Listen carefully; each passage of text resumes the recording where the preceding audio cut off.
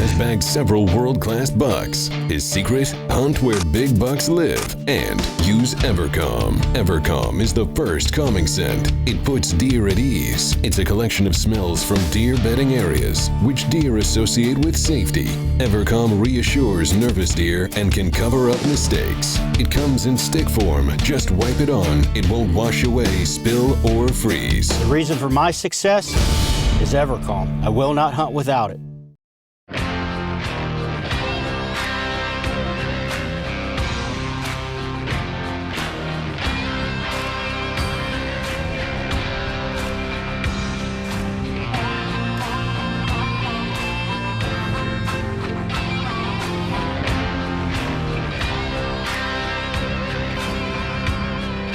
Just one arrow, and you'll know. Bear Archery. Walk among legends. Whitetail Underdogs, The Drive, is brought to you in part by the following sponsors. Bear Archery Products, Trophy Ridge,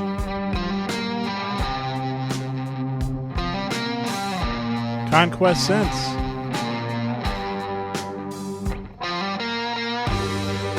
Aggressive Game Calls,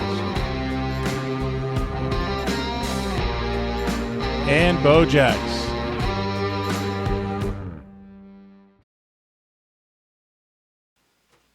Hi, I'm Craig Bouchel. Welcome to The Drive. On today's show, we'll be bringing you two more spring gobbler hunts, one from Pennsylvania and one from New Jersey. This first hunt is with Whitetail Underdogs pro staffer Jason Young. He's hunting approximately 20 to 30 minutes south of Shippensburg, and he's self-filming. It's another beautiful spring morning. The birds are on the move. Let's go check it out. Okay, it's Wednesday, May 1st. It's about 4 o'clock in the morning. Heading out for a quick turkey hunt this morning. We're leaving around 10 o'clock to head down to Kentucky, spend a week down there going to the Derby and all the events. Wasn't going to hunt this morning, but yesterday I went out and I missed 2 birds taking shots that were obviously way too long. I'm hoping these birds are still in there, hunting a small section of woods in the back corner of our property. And only got to walk about 200 yards, but we're going right into their bedroom. So, gonna get in there early while they're still asleep. And also at the advice of my wife, I'm putting out a full strut decoy this morning. It'll be the first time I'm trying that this year. So, it's going to happen quick, and then we're off to Kentucky.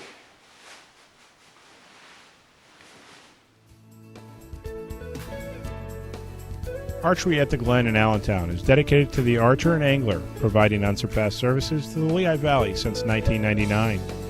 Whether your passion is hunting or target archery, Archery at the Glen specializes in and services all compound, recurve, and crossbows. There are leagues and lessons for people of all ages at our spacious indoor range. For anglers, we offer a wide variety of fishing tackle and live bait year-round, as well as hunting and fishing licenses. Check us out online at theglen.com. Get in the game at Archery at the Glen. Robert Chazar, Plumbing, Heating, AC, and Electrical.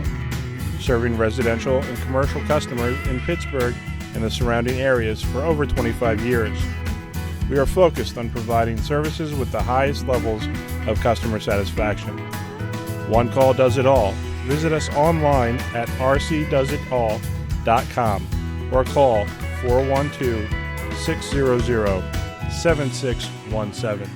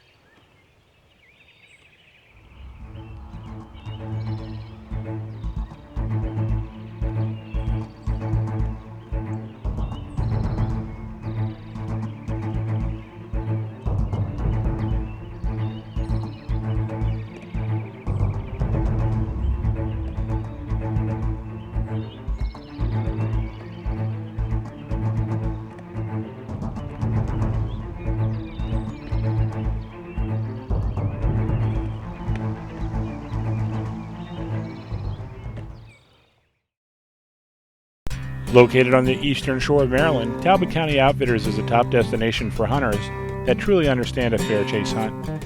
No matter if you're interested in whitetail or sika deer, Canadian geese, sea ducks, or turkey hunting, we are here to guide you in the right direction. We are committed to providing each and every hunter with the opportunity to make their hunt one they will remember for a lifetime. Check us out online at TalbotCountyOutfitter.com. Talbot County Outfitters, killing for a living.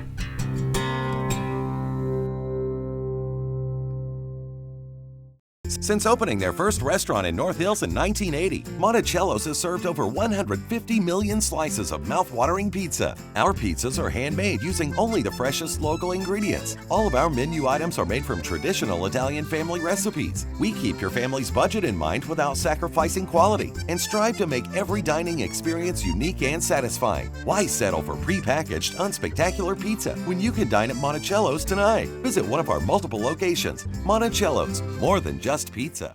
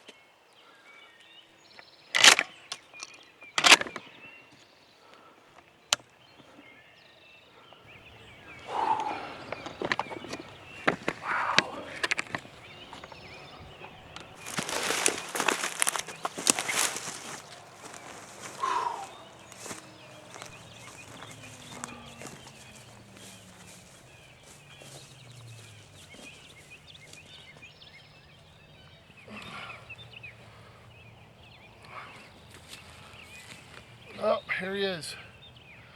It's Monday, or Wednesday, April 1st. Shot this bird around 5:45. Nice bird. He's got about 12-inch beard. Saying about 1.25 inches. Spurs, 1.1 inches maybe. This was the dominant bird in the area, as you can see. That first bird that I let go, I really only let him go until he stretched his neck out. And then this one flew in.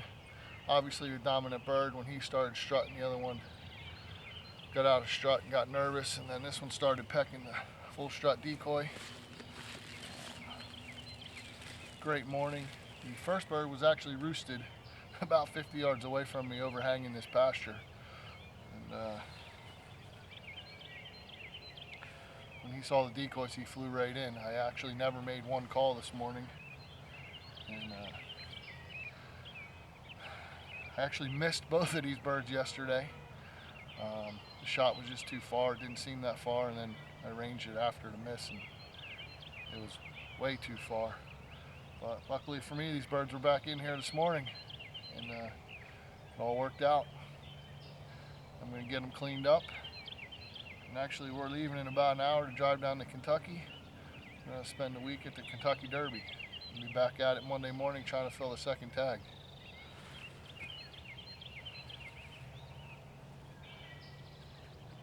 Nothing better than the turkey woods of Pennsylvania at sunrise. Wow, that hunt couldn't have gone any better for Jay. He had a limited amount of time, and that gobbler seemed to have read the script. It was a short hunt with great results. Nice job, Jay. Now before we get to our second hunt, we're going to stop by the Underdogs Armory to see what Frank's up to this week. Let's go take a look.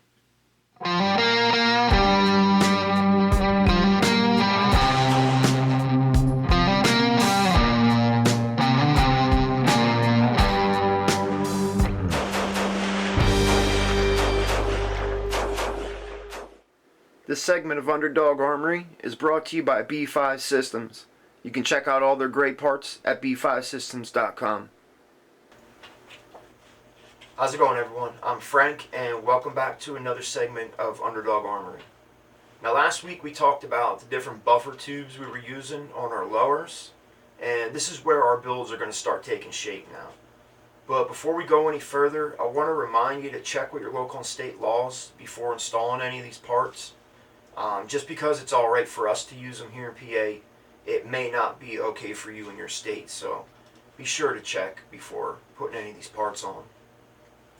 Now, I'm not going to go too far into depth about the grips and stocks here, because we're going to talk more about them as we get further along in the builds and we get to the range.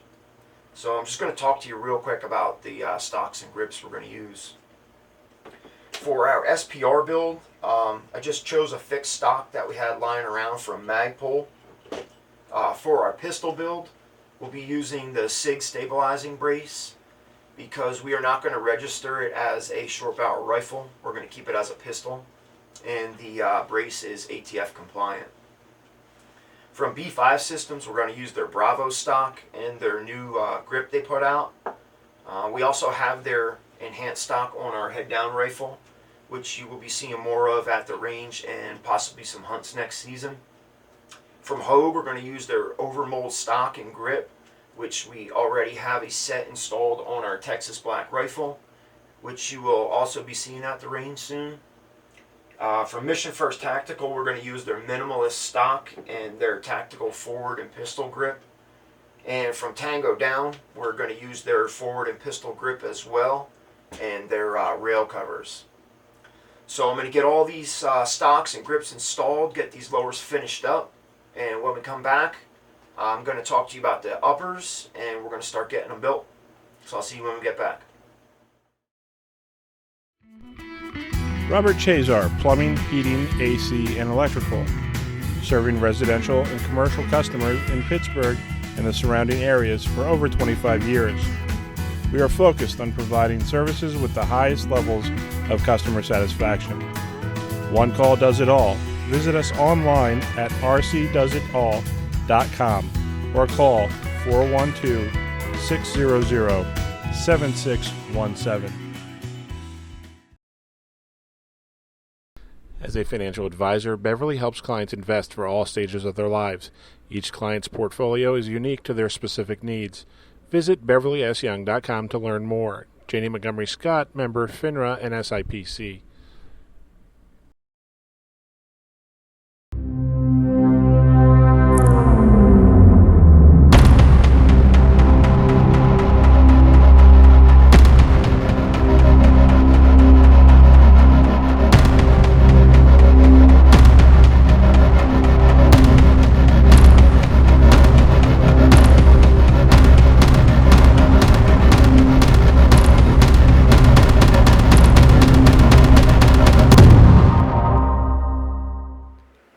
This segment of Underdog Armory is brought to you by Santan Tactical. You can check out all their great products at santantactical.com. How's it going, everyone? I'm Frank, and welcome back to the Armory. Now, as you can see, I got all our lowers finished up, and it's time to start working on our uppers. So we're going to just go down the line here and talk to you about the parts we're going to use to get them started. We'll start with our Rebel here. We're going to use their mil-spec forged upper and charging handle that came with the kit they sent us. On our Anderson 300 Blackout, we're going to use their mil-spec forged upper as well. In this one, I'm going to run Armageddon Tactical's new charging handle. You can see there's no latches or hooks to get caught on your gear. The handle itself, you just pull that back, that's what releases the latch to charge the rifle. It has this half cup on the back of it, and what that does is it sits over top of the upper receiver to prevent hot gases from flying back in your face. Now, I haven't used these charging handles yet, I just got them, so we will have to wait till we get to the range to check them out. On our pistol and our other 16-inch build here, we're going to use Santan Tactical's new billet uppers. They match up really nice to their lowers. They fit really tight. They only weigh about 8.2 ounces.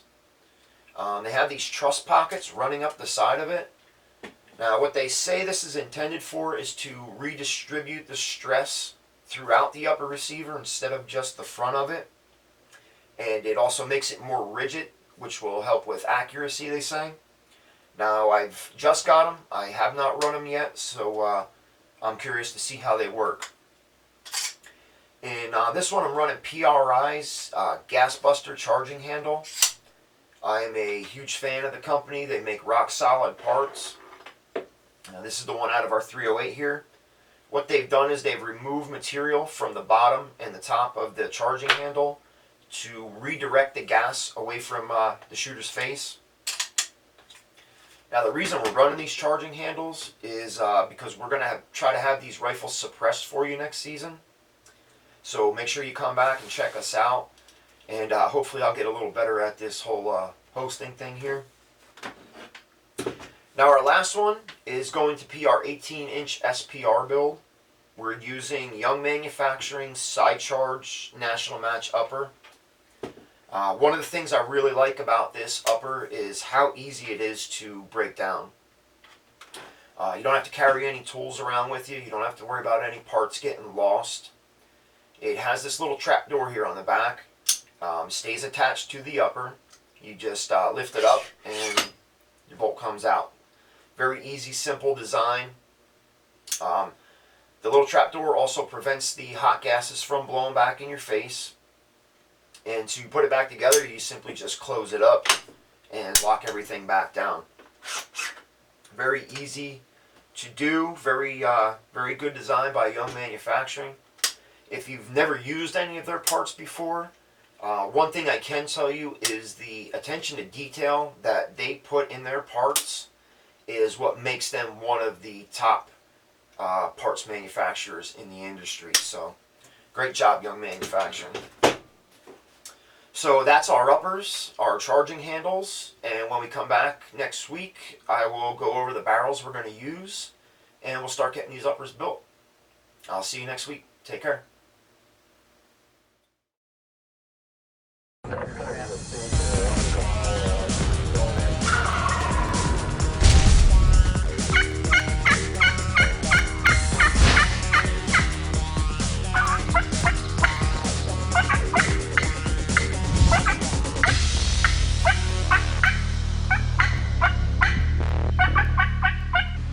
For a trophy of a lifetime, you got to get aggressive.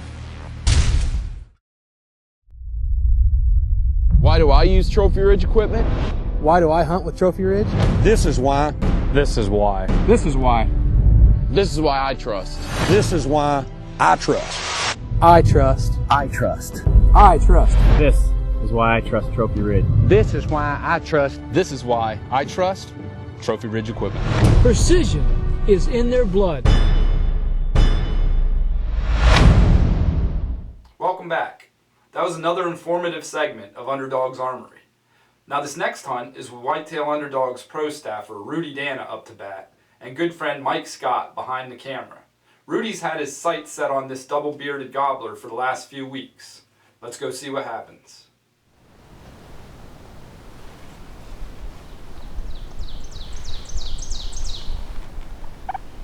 He's on the power lines. He's gotta be. I wouldn't turn that camera on yet. Is that thing recording? Oh, I got you.